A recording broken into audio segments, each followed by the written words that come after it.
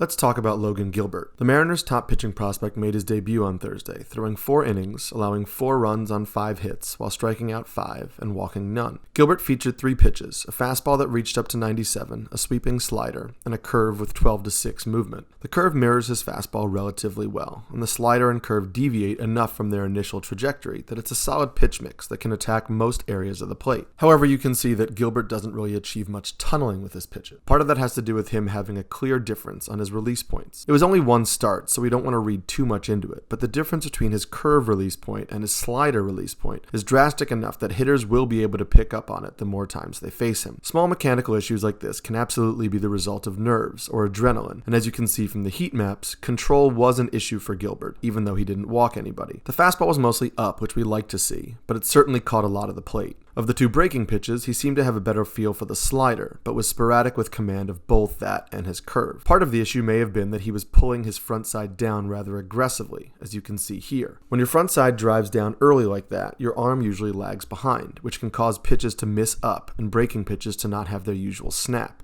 Gilbert does have solid stuff, and getting 10 whiffs in 4 innings showcases that. His worst pitch by whiff rate and CSW was his fastball, and part of the reason for that is how flat it is. Even though he throws 96, there isn't much movement, so when he catches too much of the plate, like he does here to Jake Bauers, it can get hit hard. He also ran into trouble with that fastball when he fell behind to Jose Ramirez, and later against Ahmed Rosario. This last single points to another thing I believe Gilbert can fix. When Gilbert gets to 0-2, you can see how he attacks off the plate. However, when he gets to 1-2, he's catching way too much of the plate. He can still try to get hitters to chase out of the zone in these counts, but this 1-2 fastball to Rosario is far too hittable. Gilbert clearly prefers his slider as an out pitch, and I do too. He hung a few, which you can see here on this Harold Ramirez lineout, and also on the home run that Franmil crushes.